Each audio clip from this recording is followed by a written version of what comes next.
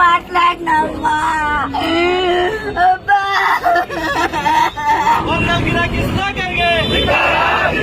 ಬಂಧಿಸಬೇಕು ಬಂಧಿಸಬೇಕು ಬಂಧಿಸಬೇಕು ಬಂಧಿಸಬೇಕು. ಬಾಬು ಅನ್ನೋ ದಲಿತ ಹುಡುಗ ಕಾರ್ ಚಾಲಕನಾಗಿ ಗುತ್ತಿಗೆ ಆಧಾರದ ಮೇಲೆ ಡಿಸಿ ಕಚೇರಿಯಲ್ಲಿ ಕೆಲಸವನ್ನ ಮಾಡ್ತಾ ಇದ್ರು.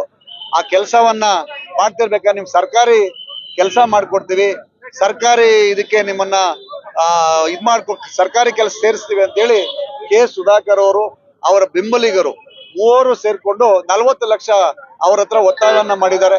ಆ 2021ರಿಂದ ಒತ್ತಾಯವನ್ನ ಮಾಡಿ 40 ಲಕ್ಷ ಜೊತೆಗೆ 15 ಲಕ್ಷ ಹಣವನ್ನ ಪಡ್ಕೊಂಡು 2021ರಿಂದ ಈಗ ತನಕನೂ ಅವ್ರಿಗೆ ಸರ್ಕಾರಿ ಕೆಲಸ ಕೊಡದಿರ ಅವರನ್ನ ಸತಾಯಿಸಿ ಅವ್ರಿಗೆ ಬೇಸರವನ್ನ ವ್ಯಕ್ತಪಡಿಸಿದ್ದಾರೆ.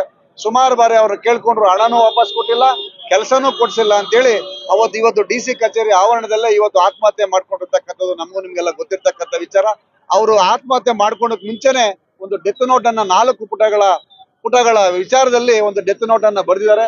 ಈ ನನ್ನ ಸಾವಿಗೆ ಡಾಕ್ಟರ್ ಕೆ ಸುಧಾಕರ್ ಅವರು ಮತ್ತೆ ಅವರ ಬೆಂಬಲಿಗರಾಗಿರ್ತಕ್ಕಂಥ ನಾಗೇಶ್ ಮತ್ತೆ ಮಂಜುನಾಥ್ ಅವರು ಸೇರಿ ನನಗೆ ಹಣವನ್ನ ಕೊಡಿಸಿದ್ರೆ ಕೆಲಸ ಕೊಡಿಸ್ತೀನಿ ಅಂತ ಹೇಳಿ ಇದುವರೆಗೂ ಕೊಡಿಸಿಲ್ಲ. ಆ ಕಾರಣಕ್ಕೋಸ್ಕರ ನಾನು ಇವತ್ತು ಆತ್ಮಹತ್ಯೆ ಮಾಡ್ಕೊಳ್ತಾ ಇದ್ದೀನಿ, ನನ್ನ ಸಾವಿಗೆ ಕಾರಣ ಇವರೇ ಅಂತೇಳಿ ಡೆತ್ ನೋಟ್ ಅನ್ನ ಬರೆದಿದ್ದಾರೆ. ಆ ಒಂದು ಸಾವಿಗೆ ಕಾರಣರಾಗಿರ್ತಕ್ಕಂಥ ವಿರುದ್ಧ ಪ್ರಕರಣವನ್ನ ದಾಖಲು ಮಾಡಬೇಕು, ತನಿಖೆಯನ್ನ ಕೈಗೊಳ್ಳಬೇಕು, ಅವರನ್ನ ಅರೆಸ್ಟ್ ಅನ್ನ ಮಾಡಬೇಕು, ಅವ್ರ ಮೇಲೆ ಕಾನೂನು ರೀತಿ ಕ್ರಮ ತಗೊಬೇಕು ಅಂತೇಳಿ ನಾವು ಇವತ್ತು ಪ್ರತಿಭಟನೆಯನ್ನ ಮಾಡಿದೀವಿ. ಇವರಲ್ಲೇನಾದ್ರೂ ನಿರ್ಲಕ್ಷ್ಯದ ಅವರೇನಾದ್ರೂ ಪ್ರತಿನಿಧಿಗಳಿದ್ದಾರೆ, ರಾಜಕೀಯದಲ್ಲಿದ್ದಾರೆ, ಆ ಒತ್ತಡವನ್ನ ಏರಿ ಅವರೇನಾದ್ರು ಕೈ ಬಿಟ್ಟಿದ್ದಾರೆ, ನಾವು ಮುಂದಿನ ದಿನಗಳಲ್ಲಿ ಉಗ್ರವಾದ ಹೋರಾಟವನ್ನ ಮಾಡ್ತೀವಿ ಅಂತ ಹೇಳಿ ಇವತ್ತು ನಮ್ಮ ಪಕ್ಷದ ವತಿಯಿಂದ ಮುಖಂಡರು ಪದಾಧಿಕಾರಿಗಳು ಸೇರಿ ಅವ್ರಿಗೆ ಎಚ್ಚರಿಕೆಯನ್ನ ಕೊಡ್ತಾ ಇದ್ದೀವಿ.